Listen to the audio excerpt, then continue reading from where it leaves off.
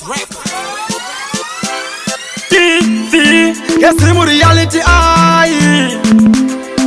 Iwa uwe yawu ya kusokupai akaka wakarara pepukai nyaya nakumira zvakatozeta wesi kuwana kutonyanyisisa kutotemwa nematombo kudibwa mvura inopisa ndikanotenga mazepi peki iyaya ine 20 yakangotorwa yese yakadaro iri peki yemazepi ikabva yandiwa nayo kwaikandiwa nayo hatizivi ndikusvikana nhasi haina kudzoka takangokandirwa chizepi 1 pa20 sikazviva kuti 19 ese akarovera musango. Vana vanoti vanenge vabata kana chingava chokudya unobvutigwa, kana chida kumwa mvura unopumurigwa, kana iri tii inopumugwa, chiri chingwa unongobvutigwa mavoko.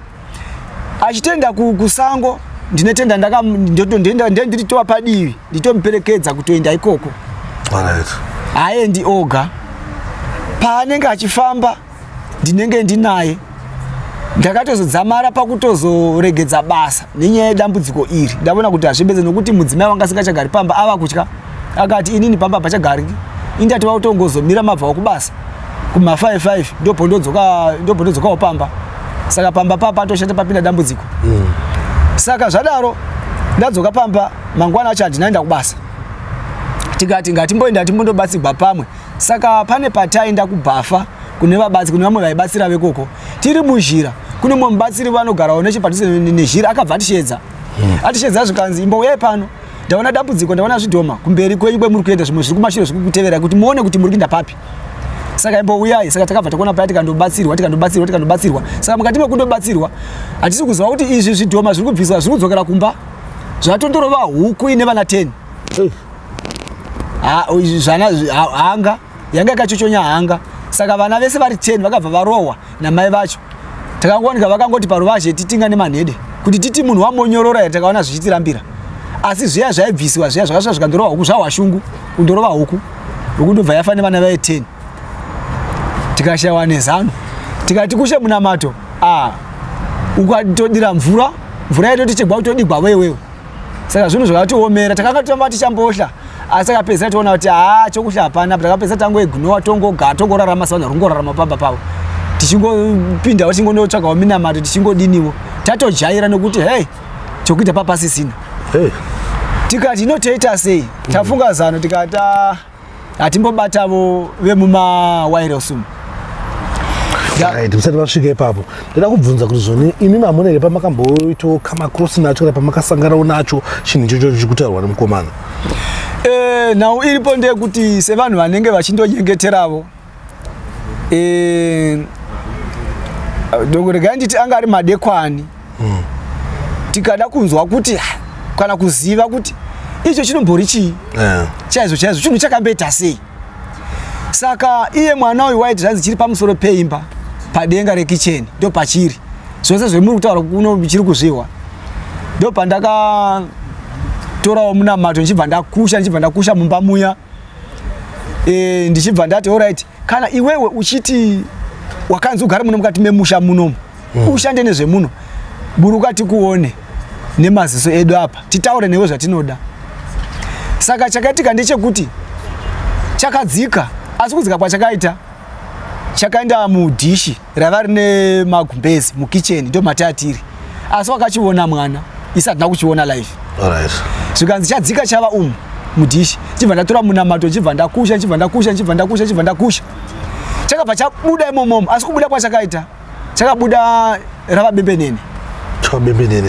Chii chinonzi bembenene? Bembenene butterfly. Rakabva rata butterfly richibva ramhara kumadziro. Mwana akati machiona here icho chakamhara kumadziro ichi. Tikati butterfly here zvikanzi ndicho checho chachinja. Zvadero ndobva ndakusha munamato. Saka rakata sotinodonhera pasi rikabva ratadza kudonhera pasi richibva rabhuruka chibva rakwidza. Rava kundosvika kuchiruvi riri mukati akabva abuda ndobva aita 2 mapembenene aya ndobva abuda ndobva aenda kunze ndobva aenda pamusoro pekicheni right. Zvikanzi nemwana handiti machiona here ndicho ichi. Tikati kana iwewe uchizviti ndiwe abuda ugare pamwana, buda ugare pamutumbo unotaura naye nditaure newe live. chakabva chabuda chikabva charova mumwana we upi wacho ichi chikomana chakagara hapo chitoko icho. Alright. Mwana ndobva auya ndobva agara pasi ndikatoda kuti ndichikubvunza ndiwani zita hazvina kutaura ndiwani zita hazvina kutaura ndikati right iwe wakatumwa munomu wakatumwa uchinzi uite sei zvikanzi ndakatumwa nyama wakatumwa nyama nani zvikanzi handitauri ko kuruma kwaunenge uchiita ndiwe unenge uchiruma here zvikanzi ndinde ndichiruma iropa ratete tichisveta tichindesa kumba kuna mai vedu kudende ravanenge vachizomwa ropa here ko kuswinya uku kwaunoita uku zvikanzi techisveta ropa ndipandova nesimbi dzatakapfekera munzara dzedu dzekuti kana tikabaya kudai ropa tete tichisveta tichindorutsira kupi kudende kwako kuna mai veduko. Zvadaro zvinhu zvakatishungurudza tikati dambudziko iraoma here tikati todini tikati vashe ndobva vakabva vazofona vachibvunzawo kuti ko dambudziko rairava sei tikati dambudziko riri kuindira mberi zvikanzi mbovabvisai vana ivava mumbovandisa kure saka chikatika chekuti pane muramu wangu wakabva kuJoni wakauya nemazepi akauya nawo asi mazepi anovava ane mhiripiri isingaiti wakapa kuvana vana ndokubva vadya vana vakauya kuti anovava mhiripiri ndokubva vana vakupinda mumba ndoti vandomwa mvura ndobva vasakana nehu richikosora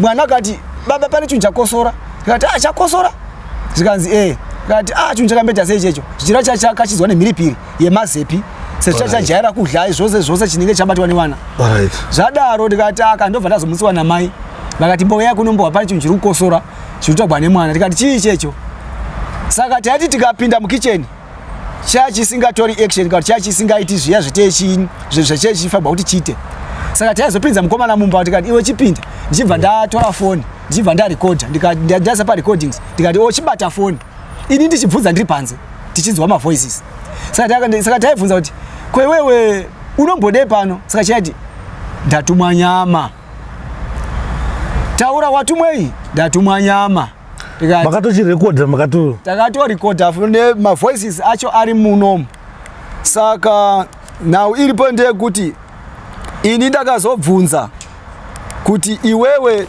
ndoda kuti zvese zvenechikubvunza pano uve unoita saka nhau iripo ndeyekuti ndakazorekodha ndapa mwana foni ndikabva ndamubatisa foni ndichibvunza chinenge chichiseka chichikosora chichiita zvese kuseka uko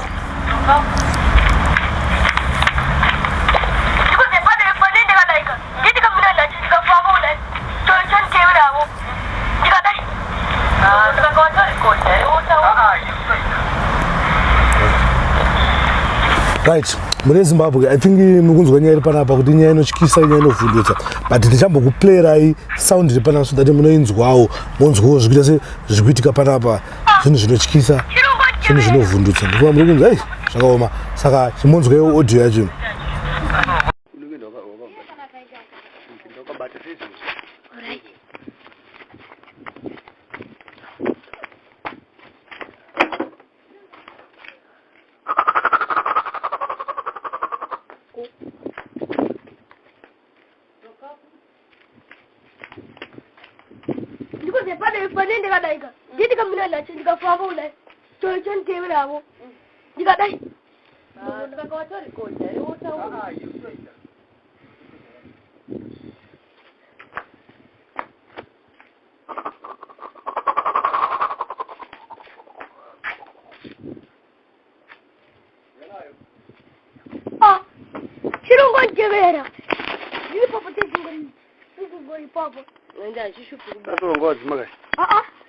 nambo basi. Kuroti zvamnenge makota huko. Ndakabata sisi.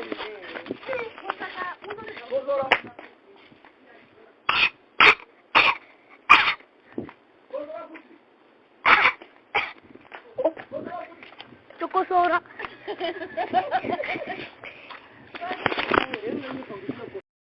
Right, muri Zimbabwe ndofamba muri kuzvinzwa nyaya iri panapa kuti nyaya inotyisa nyaya inovhundutsa sasa tambosangana nyaya yakadaro machinzwa Chidhoma chichitaura pakaipa saka alright baba saka zvakafamba sei kundinyaya nenyaya kuti vanhu varamba vachinzwisisa futi zvakafamba sei right mushure mokunge tarekodha tatora manzwi acho tikabva tangwachengeta tikati hatichaharasi kuitira kuti pese petinofamba ive evidence nehembe dzacho dzakachekwa kuti zvatinotaura vanhu vakwanise nokunonzwisisawo.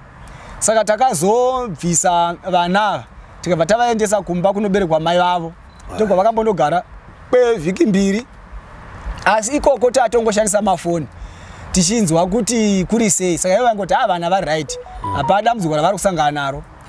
Saka isi takakati tisingachaendi kundovaona nokuti taingoti tikabva taenda kwavanenge vari vana vatosvika vandosangana nematambudziko aya. Saka tasingachafambiri kundovaona, tongotaura zvepamafoni. Saka zvadaro pakazeta dare rainzi musi wa13 mwedzi uwo unoyu kwamambo yenyaya iyeyi nevanhu vaya vatakanga tasangana navo. Ndo zvinhu zvakazodzosa vana kuti vauye, ndokubva vakauya chiri china. Manheru nasekuru vavo havana chavakasangana nacho. Saturday Friday havana chavakasangana nacho. Saturday kwainzi tiri kuenda kwamambo kudare kuno kuromwe kuno. Ini ndidakatungamira pakazo mukomana wangu mukuru ndokubva azotevera asati asimuka mukati meguta akabva adirwa mvura inopisa. Mukomana mudiki yoyu ndobva azouya, ndobva tasvika kuya kwamambo kuya. Tasvika kuya mambo akataura kuti nyaya iri papa ndeyekuti mombofamba mombotsvaka zvakanyanyisisa, momboona kuti shuwa dambudziko ringapera sei ende zviri kukonzerwa kupi. Mombotsvakavo nekuzvikarangavo kwenyu pamwe kunodero kuriko kunobvawo matambudziko aya, muchingotsvaka kwese tichingobatsirana tichiona kuti dambudziko racho ringapera sei. Ndokutaura kwakaita mambo. Tikati mashoko tamanzwa mambo. Saka tapedza ipapo isisu takanga tatobata mutumwa waMwari sanezuro kwacho, asi hatina kunge takwanisa kutaura mambo kuti tinotova nerwendo rwekuenda kuHarare nhasi mugovera chaiwo. Saka takabva tadzoka kumba. Munhu watakatanga kubata ndevabhozhongora, ndo vatakabata chaive vavo, ndo vakatozotipa madirectives ese, vakatozotidhirecta kuti tibate tizosvika pakuzobata munhu waMwari. Munhu waMwari makabata nzani? Ndo vaitaura papa kuti anzi prophet andika. Prophet kuda kwashe Jose. Ndo vatakanga tautaura navo direct. Tadirectwa na vamwe pastor vakanzi ndo vatakatanga kutaura navo ndisi ndakanga mangu zita ravo. Ndo vakazotitarekita kuna prophet chibva tazotaura navo zvikanzi dambudziko renyu diki ndatoona ratopera zvandatotaura nemi kudai. Tikati shuwa here munhu waMwari? Zvikanzi ratopera. Imimi kana muchikwanisa itai kuti musvike kuno kuHarare. Tikati munhu waMwari shuwa pari zvino mari handisisina, ndangova ini ndatosvika pakutambudzika. Zvikanzi aiwa harisi dambudziko rero, imi huyai kana mauya tozoona kuti sezvo masvika kune vanhu tingaita sei, uyai nedambudziko ratopera iri. Saka isu taingofungawo kuti shuwa sedambudziko vanhu vatambura kwenguva refu kuti zvingapera izvi. Saka takazosvika pakukweretawo mari inokwana kuita $50. Tikati hatingokweretai tinde sezvo mutumwa waMwari angoti uyai. Ndobva takwereta mari iya. Usiku iwewe Saturday iyeyo takatenda kutara kuma past 10 titoda kuti tibate bhazi ra1 o'clock kuti tisvike kuno kumakusensenyi. Saka chakatika ndechekuti remakusenyi rakatidhurira bhazi iri rekuma 12:30 raida $15. Tikati pamunhu tikati mari yayo hatina. Tikabva tarega rikabva rauya tikazobata repiri ndo rakazotiti ma12 tikambochema asi havana kuti vakatadza kunzwisisa. Pamukomana mudiki uyu ndo vakazonzwisisa chete watakatozofojera makore tikati ane 8 years. Zvikanzi vana vane makore ari 9 zvichidzika havabhadhari. Ndo zvakazotiponesa takazobhadhara tiri vanhu 4. Ndo payakazokwana $50 ye tiri vanhu 4 uye haana azokwanisa azobhadhara. Saka takuuyawo takazobata bhazi kuma 3 dzemakuseni. Asi chakatika nchekuti bhazi racho rakarongofamba richingofa zvokuti takatozosvika muno muHarare kuma 1 tikatozotambirwa nevatumwa waMwari kuMbare, vakatozotakura nemotikari kusvika tazoenda kuCity Sports Center kwavaitira chechi. Tokwatakazoenda ikoko tikazotanga batsirwa kubva ikoko. Asi ini ndinotozvitenda mhuri yeZimbabwe nokutoti ipapo kubatsirwa kwatakatitwa panguva idzodzo dzatakasvika manheri wawo zvazvatopera. Saka kuCity Sports makazosangana na Prophet zvakafamba sei kuCity Sports? Masvika kuCity Sports? Tasvika kuCity Sports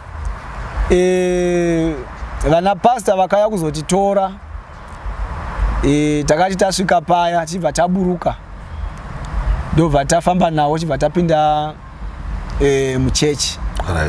Tapinda muchechi takambomira hedu kwe 3 minutes zvireva izvo kuti vanga vachambokunukurira mutumwa kuti tasvika nemhuri iya yekutambudzwa.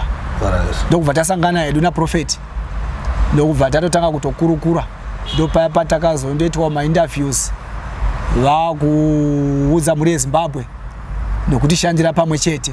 Ndo patakabudisa ungwanda hwehembe dzese dzaichekwa kubva kuvana. Takabatsirwa zveshuwa handidi kushora.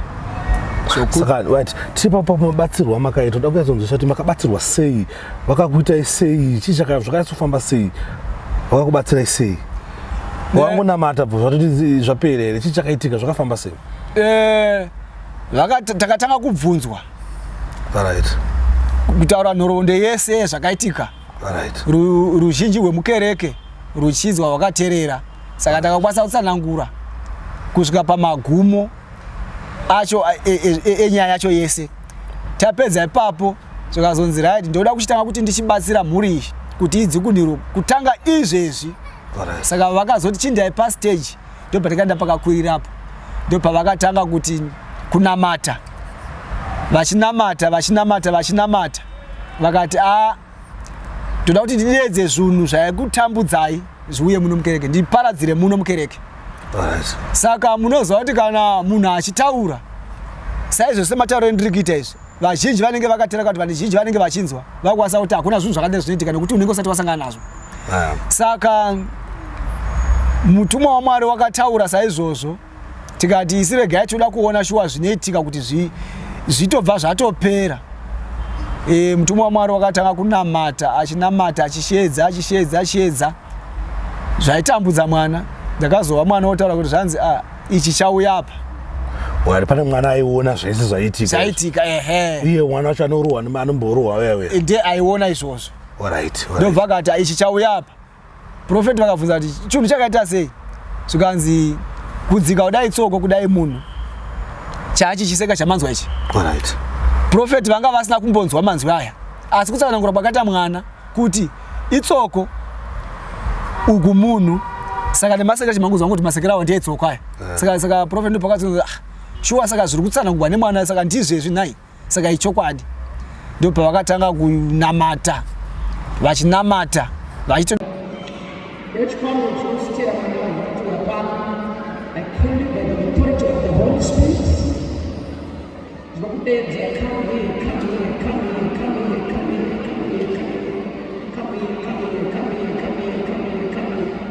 in the name of Jesus.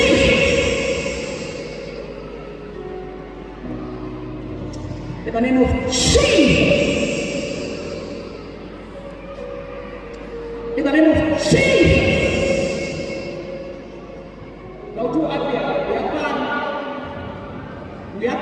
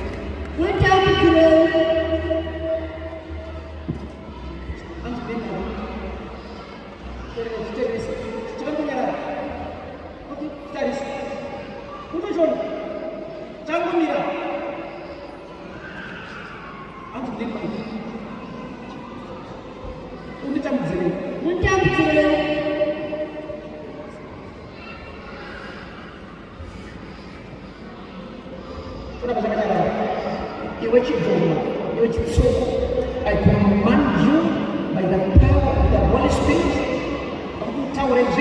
Ndopa vakatanga kunamata vachinamata vachitoda kudedza moto upise fire kumoto moto kuchunichi. Saka mwana ndiye aiona taura kuti igezino chakutsva chadonhera pasi chabvira moto. Saka pastor vakazenge kuchikika vachiti vakachikika kana kuti kuchikava manotaura kuti ichi chavapa vachitendera nacho sebhora kuratidza kune vanhu kuti vaone kuti zveshuwa chinhu chiya chafa here zviri kutaurwa nemwana. Alright. Saka zvadaro ndo pavakazochinonga vakabva vachikandidzira pasi kustage. Alright. Zvadaro mwana ndobva akati muridzi wacho abva auya. Alright. Kureva izvo kuti waishandisa chinhu ichi wabva auya. Ndo pakuona kwaaitaura mwana sekurondedzera kwaaita. Saka pastor vakabva vanamata vachirova moto vachipisa moto. Saka muridzi uya wakabva atiza ndobva ainda ndobva vakati mwana akati wadzokera mukati meguta make.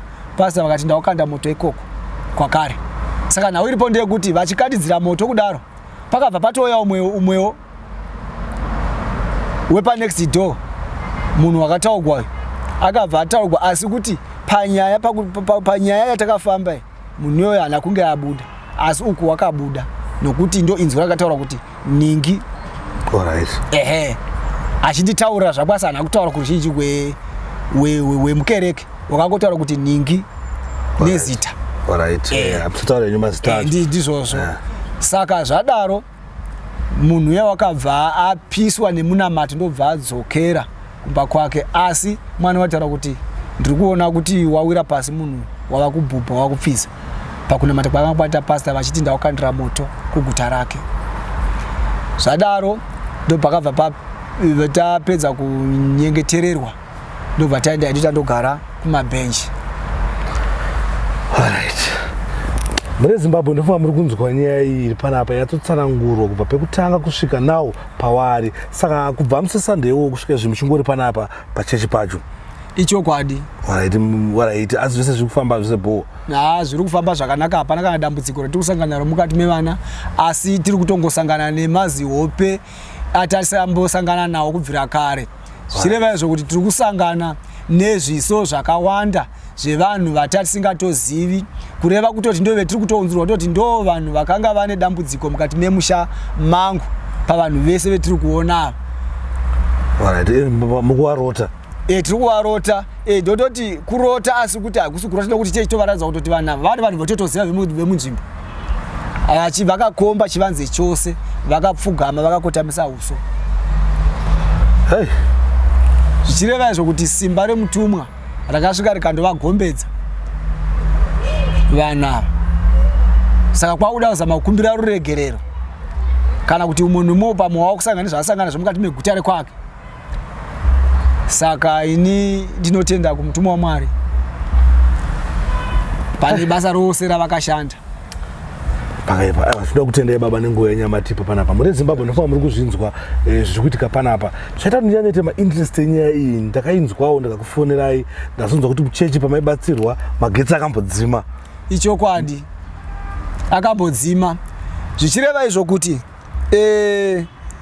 raiva simba rewakaipa kuti kurwisana nechiedza kuti zvisafambira mberi kana kuti kudzikunurwa kwedu kutadze.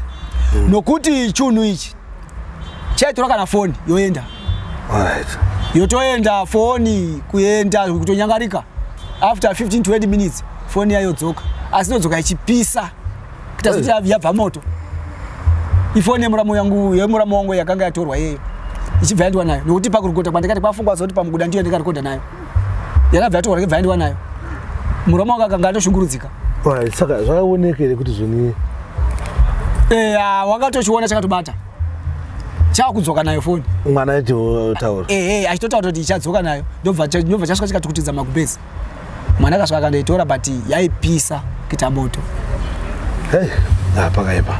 Saka izvezvi pari zvino ndapera mafuta kana chinonzi dhora kana chimwe chinhu nyangwe kuri kunzi izvezvi kana mauniform avo izve kuchikoro kana pokundotangira handitorina akachekwa isikuita madhendi avakatouya nawo kuno akanga azina profeti ngavave nawo akanga ateswa mupiro namai vacho vatorongedzi tatenga manyuwani achewa ndi akachekwa izvo shango havana dzechikoro dzakatobva dzikaita nanhasi hadzina kudzoka kuti vafambe neshoka waiti kana oda kuti abude worobwa makumba nezvitsinga makumbo opesana.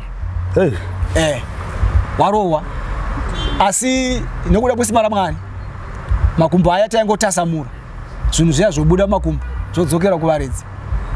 Saka ndo mararamire aya ndaingoita pamukova. Ndikabuda ndikati ndiindewo kana kukereke ndowanika mbudzi yamunyorogwa mutsipa kana mbudzi yakuvara kana mbudzi yavhunika gumbo dziri muchirugu ndishauti ko zvafamba sei kusvika mbudzi dziya dzose kupera kuti kusisina kana pokutangira kana chimwe chinhu kana kuti uti chii zvezve hapana. Sadza vachidya mwana utoti ichi chakatogara pachi cheitodlawo sadza vozopedzisira vachitemwa naro sadza racho. Asi pachitaurwa kwainzi uyu waitambudzwa asi waidiwa ndechechikuru icho ndo chaidiwa kuti chiurawe takavaraigwa tichinzi uyu ndoda kuparadzwa so icho ndo chaidiwa icho chegrade 6 icho uyu grade 4.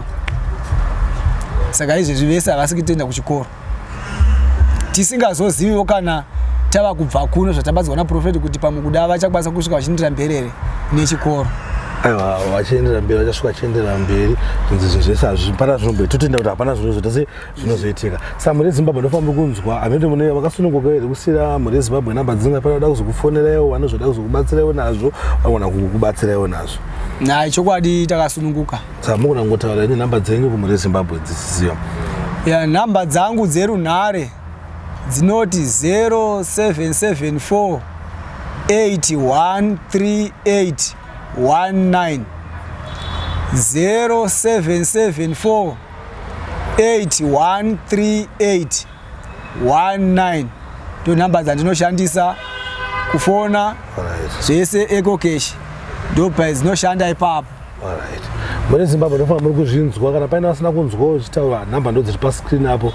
Nyaya yacho inotyisa, nyaya yacho inorwadza. Saka nawo ngetimbonzwawo mai kuti mai vanonzwawo sei kuna mwana wavo achinge achitambudzwa so uyezve tozonzwawo mwana wacho kuti mwana wacho achitaurawo zvinhu zvaaiona achinzwa iye achitaura. Ndau kutendai muri Zimbabwe nekuramba muchingosapota Zim Reality ITV nekuramba muchingosubscribe munotipawo manyemwe kuti tirambe tichingoita dzimwe nyaya dzakasiyana-siyana dzekusangana nevanhu munyika yeZimbabwe. Saka nhasi ndakwanisa kundisangana namudhara tiri kuofisi kwaprofeti kuda kwashe Jose kwana ndikwanisa kuwana mukana kunditaure nawo watsanangurira muri Zimbabwe zvavari kusangana nazvo. Thanks for watching, thanks for supporting Zim Reality ITV.